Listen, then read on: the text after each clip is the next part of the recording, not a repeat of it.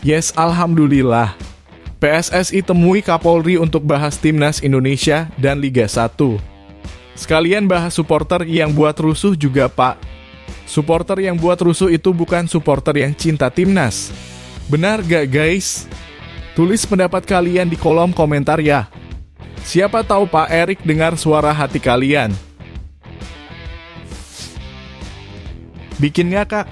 Shin Tae-yong disuruh untuk kembali pulang untuk lihat pertandingan ini oleh PSSI. Semoga Shin Tae-yong mau mencoba. Peluang Cerus Margono perkuat Timnas Indonesia di kualifikasi Piala Dunia 2026. Sangat disayangkan, alasan PSSI sampai belum yakin tentang Maarten Paes. Saksikan beritanya hingga selesai ya.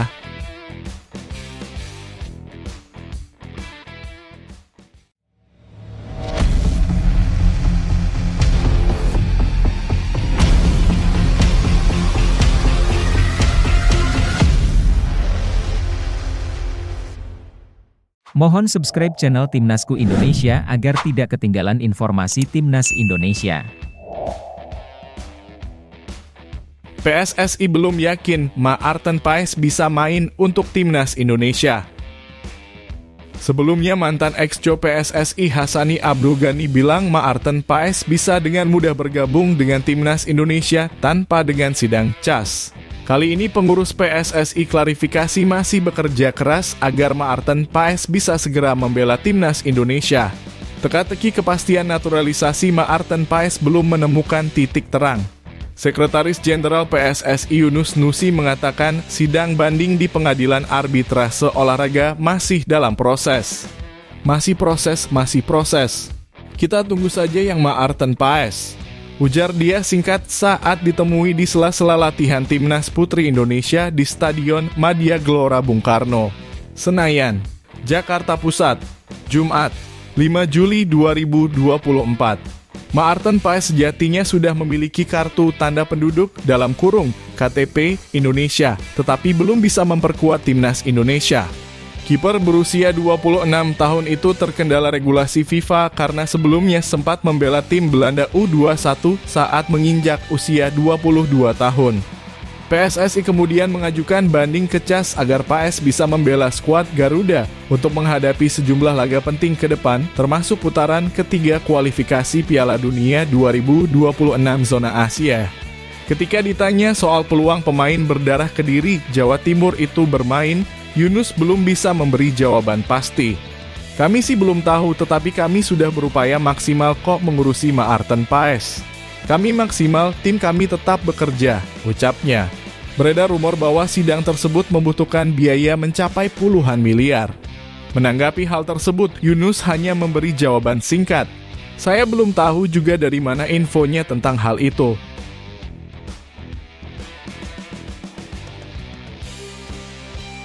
Erick Thohir temui Kapolri bersama PT LIB bahas kalender Timnas Indonesia dan Liga 1. Ketua Umum PSSI Erick Thohir menemui Kepala Polisi RI Listio Sigit bersama PT Liga Indonesia Baru untuk membahas kalender Timnas Indonesia dan Liga 1 selama 3 tahun ke depan. Erick Thohir mengungkapkan melalui unggahan Instagram pribadinya bahwa pertemuan ini berlangsung pada Jumat 5 Juli 2024. Dalam pertemuan tersebut, PSSI dan PT LIB melaporkan rencana kalender Timnas Indonesia dan Liga 1 untuk 3 tahun ke depan. Kalender ini dirancang untuk mencegah bentrok jadwal antara Timnas Indonesia dan Liga 1, yang sebelumnya sering terjadi dan menyebabkan konflik antara klub dan PSSI. Termasuk pelatih yang enggan melepas pemainnya ke Timnas karena bertepatan dengan kompetisi Liga 1. Untuk mengatasi masalah ini, PSSI dan PT LIB telah menyusun kalender yang memastikan tidak ada bentrok jadwal antara Timnas dan Liga.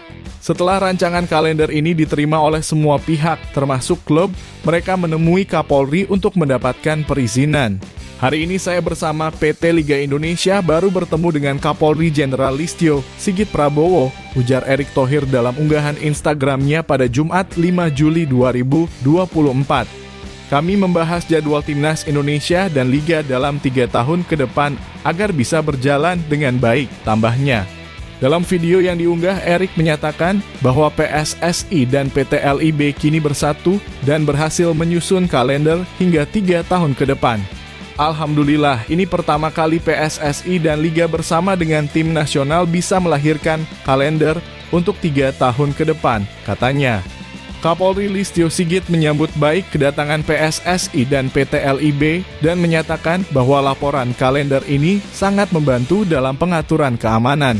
Terima kasih Pak Erik dan rekan-rekan semua karena kita bisa mendapatkan informasi terkait kalender lebih awal. Ini sangat membantu pengaturan keamanan ke depannya, ujar Listio Sigit.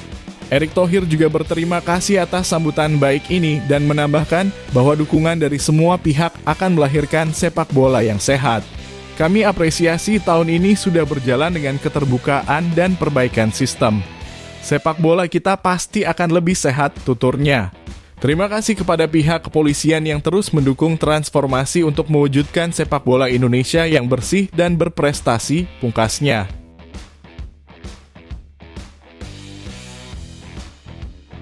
Shin Tae-yong diminta PSSI secepatnya pulang.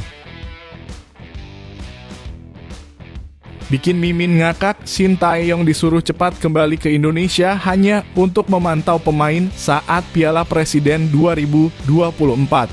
Pelatih Timnas Indonesia Shin Tae-yong diminta segera pulang ke Indonesia oleh Sekretaris Jenderal Sekjen PSSI Yunus Nusi.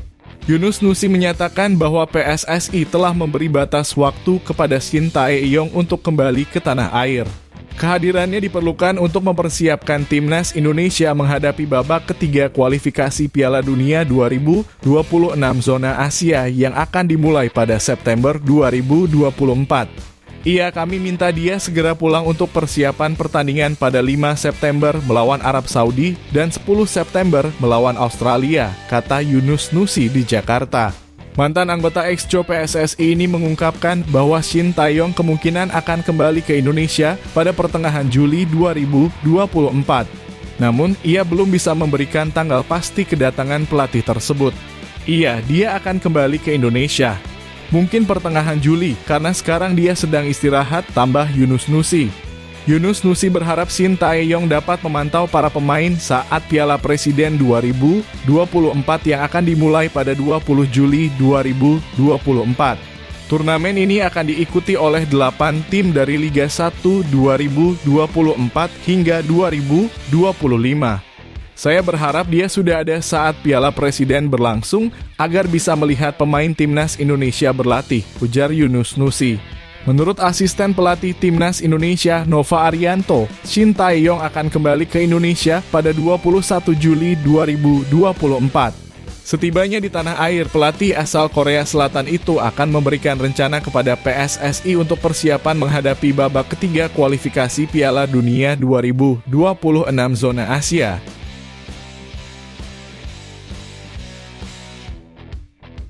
Peluang Cirus Margono perkuat Timnas Indonesia di kualifikasi Piala Dunia 2026.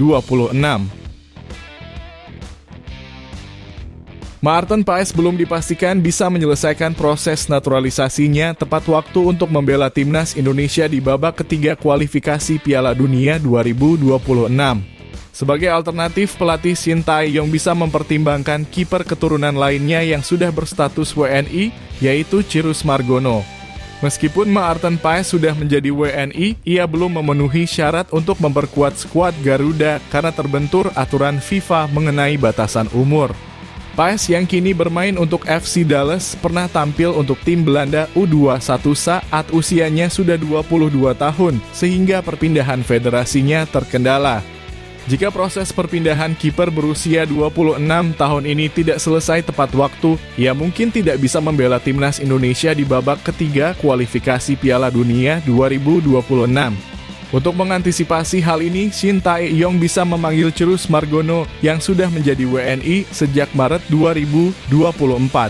Kiper bertinggi 191 cm ini dapat bersaing dengan Hernando Ari untuk posisi penjaga gawang tim Merah Putih. Cirus Margono saat ini berkarier di Panathinaikos B. Postur tingginya membuatnya cocok sebagai penjaga gawang. Namun, semua keputusan ada di tangan Shin Tae-yong. Meskipun kiper kelahiran Amerika Serikat ini belum dilirik atau masuk dalam rencana pelatih asal Korea Selatan tersebut.